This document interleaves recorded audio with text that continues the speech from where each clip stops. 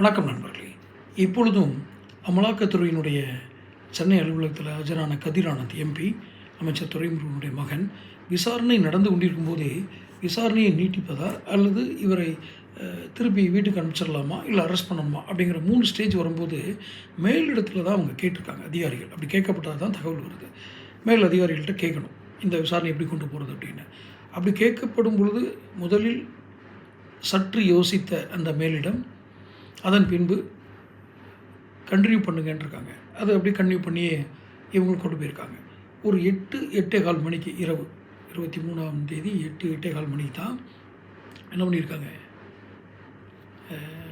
திரும்ப let him கோ, அவரை போய் சொல்லுங்கள் அப்படின்னு சொல்லி ஒரு தகவல் வந்திருக்கு. ஏன்னா இதுக்கு காரணங்கள் என்ன சொல்லப்படுதுன்னா, மும்பை உயர்நீதிமன்றம், டெல்லி உயர்நீதிமன்றம் இதிலெல்லாம் அமலாக்கத்துறை நிறைய கண்டெம்ப்ட் ஆஃப் கோர்ட்டு கண்டிச்சிருக்கு. நீங்கள் பண்ணுறது ஒன்றும் சரியில்லை, உங்களுடைய ப்ராசஸ் அசஸ்மெண்ட்லாம் வேறு மாதிரி இருக்குது, நீங்கள் அரசியல் நோக்கத்திற்காக பண்ணுறீங்களோன்னு தோணுதெல்லாம் அந்த குட்டு வாங்கினதுனால இந்த இடத்துல கொஞ்சம் அவரை விட்டு பிடிப்போம்னு நினைக்குதா இல்லை இன்றைக்கி விட்டுருவோம்னு நினச்சாங்களான்னு தெரில. லெட் ஹிம் கோ அப்படிங்கிற வார்த்தை வந்திருக்கு.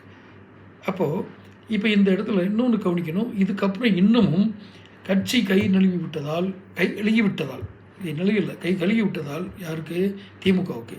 அதனால் அந்த டெல்லி சார் அப்படின்னு அழைக்கப்படுகிறவரை அங்கே பார்க்குறதுக்காக, டெல்லியில் சந்திக்கிறதுக்காக மீண்டும் முயற்சி எடுக்கிறார். யார், ஜெகத் ரட்சகன், அமைச்சர் ஜெயரட்சகன் மூலமாக.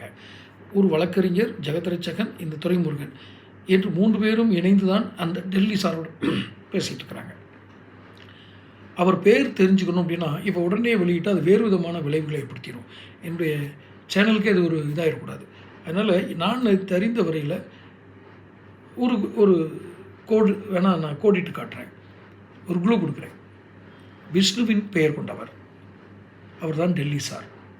முக்கியமாக தமிழகத்தினுடைய அரசியல் கட்சிகளை உடைப்பது, இணைப்பது அல்லது ஏதோ வழக்குகளில் சிக்க வைப்பது என்று சிக்க வைத்த பின்பு காப்பாற்றுவது என்ற செயல்களை டெல்லியில் உள்ள ஒரு மனிதர் செய்து கொண்டிருக்கிறார். அவர் டெல்லி சார் என்று இவர்களால் ஒரு சூசகமாக அறிவிக்கப்படுகிறது. விஷ்ணுவினுடைய பல நாமங்களில் ஒரு நாமத்தை கொண்டவர் அப்படி வச்சுக்கோங்க. அதை இன்னும் விரிவாக என்னால் சொல்ல முடியல. அதுக்கான காரணமும் நான் சொல்கிறேன். ஏன்னா முழுமையாக எனக்கு வந்த தகவல் இது கொடுங்க, ஆதாரம் கொடுங்கன்னு கேட்டால் டெல்லி சார் கொடுப்பாரா? அதனால் அந்த டெல்லி சார் விஷ்ணுவின் பெயர் கொண்டவர். உங்கள் யுகத்துக்கு விட்டுறேன்.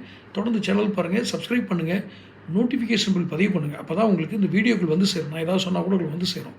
பிடிச்சிருந்தா நிறைய ஷேர் பண்ணுங்கள். நன்றி.